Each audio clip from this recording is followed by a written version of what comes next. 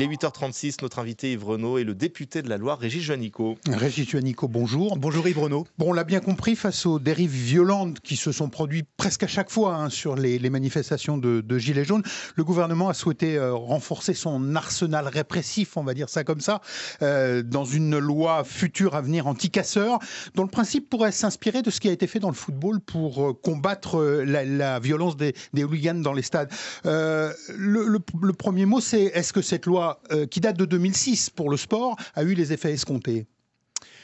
Alors, la loi de 2006, c'est l'interdiction administrative de stade qui est prononcée effectivement par les préfets. Mais il existait depuis 1993 des interdictions prononcées par la justice, par les tribunaux, depuis la loi Alliot-Marie. Et celles-là, elles ont relativement bien fonctionné. Aujourd'hui, il y a 317 interdits de stade dans notre pays, dont 117 sur le plan judiciaire. Et les tribunaux pouvaient effectivement prononcer des peines qui allaient jusqu'à 5 ans, des peines complémentaires d'un délit constaté dans les stades. Celle-là, de loi, a bien fonctionné, je dirais, pour lutter contre le hooliganisme, qui a reculé dans les stades.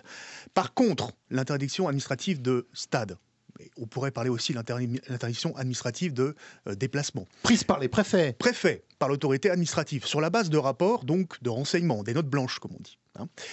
Celle-là, elle est effectivement prononcée, alors certes, pour des comportements violents qui peuvent être constatés, mais aussi pour une appréciation un peu plus large, puisque ça peut être un comportement d'ensemble, effectivement, lors de manifestations sportives. Celle-là, c'est quand même aujourd'hui un peu plus de 200 interdictions de stade. Il y a eu des applications abusives ? Et ce qu'on constate, bien évidemment, c'est qu'il n'y a pas que les comportements violents qui sont sanctionnés, mais 40% aujourd'hui, en gros, de ces interdictions relèvent, par exemple, de la détention ou de l'usage de fumigènes, ou de la revente de place au marché noir. Donc là, on n'est pas sur les comportements violents, et le risque, effectivement, c'est que là, on soit dans l'abus et qu'on soit, effectivement, au-delà de la population visée. La question qui se pose évidemment, c'est est-ce qu'on peut transposer cette loi qui a plutôt bien fonctionné sur le sport, enfin qui a permis aussi un contrôle du hooliganisme. Est-ce qu'elle est transposable dans un cadre beaucoup plus général de manifestations parfois spontanées, ou en tout cas pas déclarées? Est-ce qu'on peut appliquer les mêmes recettes, les mêmes méthodes? Je ne pense pas. Nous sommes dans un état de droit, il faut le rappeler, dans une démocratie qui garantit des libertés fondamentales, des libertés constitutionnelles. Alors c'est très difficile de concilier à la fois le maintien de l'ordre public républicain, qui est nécessaire, et les violences sont inacceptables. Et il faut saluer le travail des forces de l'ordre, des policiers, des gendarmes, de la justice, des autorités préfectorales. C'est pas évident, effectivement, on le voit bien ces dernières semaines. Mais il faut le concilier aussi avec des grandes libertés constitutionnelles. La liberté de manifester est une grande liberté fondamentale qui aujourd'hui fait la séparation entre un régime autoritaire et une démocratie. Donc on ne peut y toucher que d'une main tremblante. Il faut faire extrêmement attention. Donc si la question c'est est-ce qu'on peut aujourd'hui étendre un dispositif qui, effectivement, est quand même prêt à caution. On n'a pas d'évaluation. On n'a pas d'évaluation. Et on a vu quand même qu'on allait vers des abus. On le voit bien sur l'interdiction de déplacement des supporters. Par exemple, aujourd'hui, beaucoup de préfets se couvrent et ont tendance à motiver des interdictions de déplacement de façon un peu trop abusive.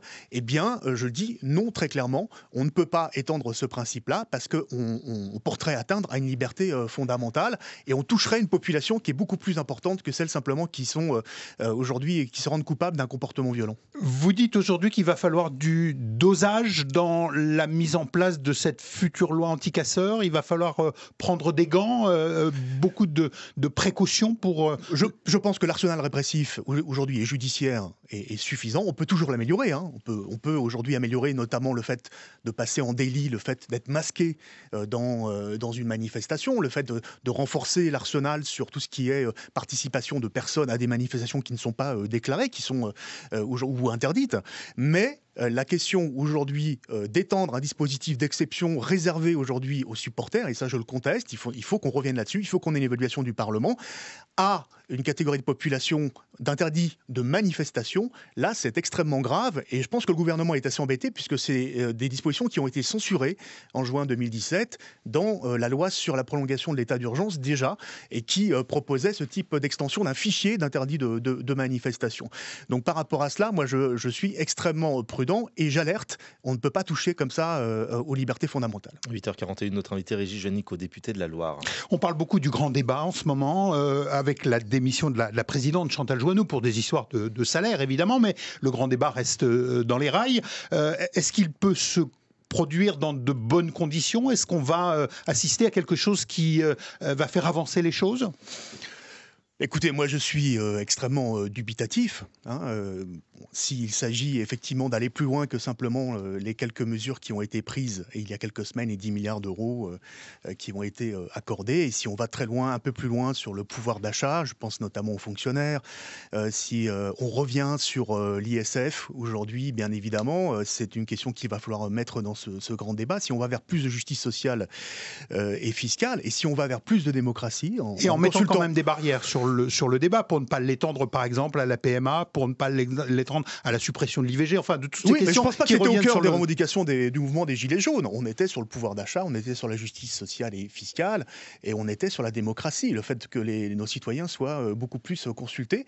Donc il faut une réponse forte, politique. Et là, Macron ne pourra pas se dérober par rapport à cette attente qui est très forte chez nos concitoyens. Dernière petite question, vous l'avez rencontré, Emmanuel Macron, hier soir à l'inauguration de la maison du handball. Il est dans quel état psychologique ? Écoutez, en tout cas, ce qu'il a dit devant la Fédération française de handball qui inaugurait sa maison à Créteil et sur la question du sport et des Jeux olympiques et paralympiques de Paris 2024 était très bien. On l'a senti préoccupé, bien évidemment, par le contexte et le fait que ce grand débat a du mal à démarrer, et par le fait aussi que, bien évidemment, la mobilisation, pas simplement des Gilets jaunes, mais mobilisation sociale se poursuit dans le pays. Et donc, bien évidemment, le président de la République est aujourd'hui un petit peu stressé. Merci Régis Juanico d'être passé chez nous ce matin.